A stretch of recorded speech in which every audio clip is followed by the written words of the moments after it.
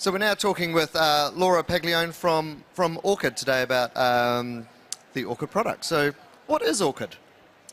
So ORCID's vision is a world where researchers are uniquely identified and connected to their contributions across time, discipline, and borders. And today there's a lot of challenges that stand in the way from making that vision a reality. There are problems with discoverability. There are problems with researchers being tied to the contributions that they make, and a lot of those challenges arise from the fact that names are kind of messy. Names are not unique. They can, particularly if you're using, if you have a situation where you're only using a first initial and a last name, the names can really be confused with one another. And the problems that come up with that cause some problems with discoverability. So if you're trying to link a person and find all of the contributions that they've made, and you're trying to do that by finding their name, you don't always find everything you want, and sometimes you find things that you don't want. ORCID is a nonprofit organization. We were founded in 2012. And we aim to address this problem by providing a registry where researchers can sign up for a unique identifier, which is the equivalent of a digital name. And then we work with organizations like funders and publishers and research institutions to tie that digital name into their systems and their processes to make it easier to uniquely identify that person, because they'll be identified by a name that's uniquely theirs. And through those connections, it improves discoverability for that researcher. Cool. So do you want to maybe talk us through, say, like a researcher, how a researcher would use it? Yeah, so I'll do that by using an example. So a researcher might sign up for an ORCID ID. They go to our website, and then they would just register for an ID. It takes about 30 seconds. And when they are, say, submitting a manuscript, they would, with a publisher, they would use that ORCID ID. They would basically sign into the ORCID site. ORCID would provide the ID to the publisher so that there's no problems with typing in the wrong number, and you know that the publisher knows that that ID is tied with that person. And then when the publisher accepts that publication, because the researcher is awesome, the ID would be included with the publication itself. So that unique ID, along with the person's name, would uniquely identify them with the publication.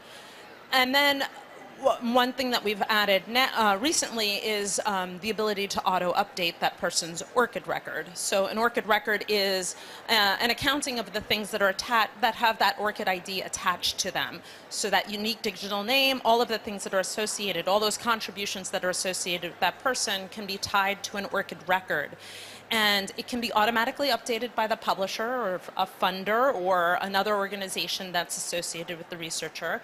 And then once those connections are made, the publisher can automatically update their ORCID record, and then others can be notified. So for example, a funding agency that may be interested in the publications that researcher has made would be notified automatically that there was a new publication that was tied perhaps to that grant. Or a library repository would find out that a publication was just made available and might be able to prompt the user to deposit a copy of that publication into the campus repository. Right, and so from the publisher side, how does that work? So the publishers get a lot of benefit from this because they know for sure who they're talking about. And so they get the benefit from publications, but another area that they get benefit from are in the area of peer review. And this helps with researchers as well, where they can find connections with and find out what the contributions are of the people that are doing peer review activity as well. So they can look at an ORCID record, learn about the affiliations, the publications, the other activities that that researcher has done, and how that might contribute to the peer review that they're doing. And then once they do something like that with peer review, then that they can push that information back into the ORCID record as well, which kind of broadens the type of information that can be tied and the type of contributions that can be recognized by researchers. Cool. And so I'm imagining that it would be immensely useful for the organizations that researchers are affiliated to as well? It is, and a lot of research institutions are incorporating ORCID IDs, not just for their faculty, but for students as well.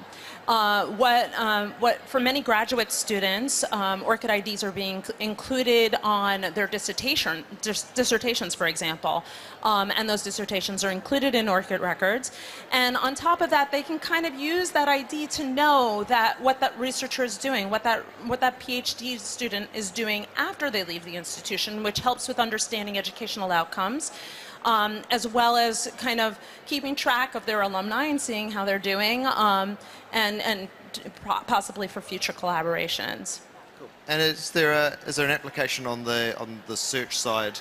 Say, so if you're a student and you're doing research, and you're interested in the output by a particular academic, that can be exposed that way?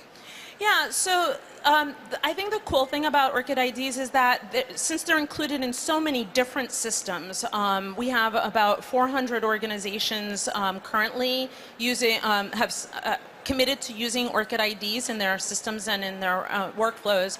And as they're using ORCID IDs, they'll be included in their websites, in their publications, in the metadata that's included for the contributions that researchers make, which will make that far more discoverable. So if you are trying to find out other work that a particular person is doing, it would be very easy to find that out. Our ORCID IDs are also they're also websites. They kind of resolve to a website, so you can even go to a web page that shows information that's attached to that ID.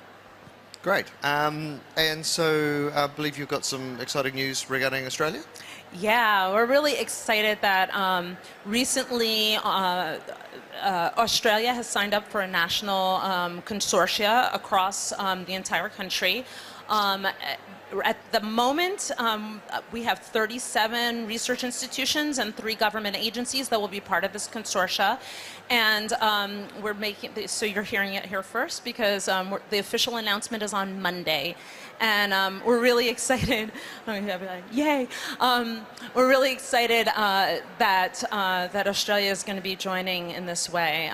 They're part of a very exclusive group, because one of only 7 national consortia that are a part of ORCID right now.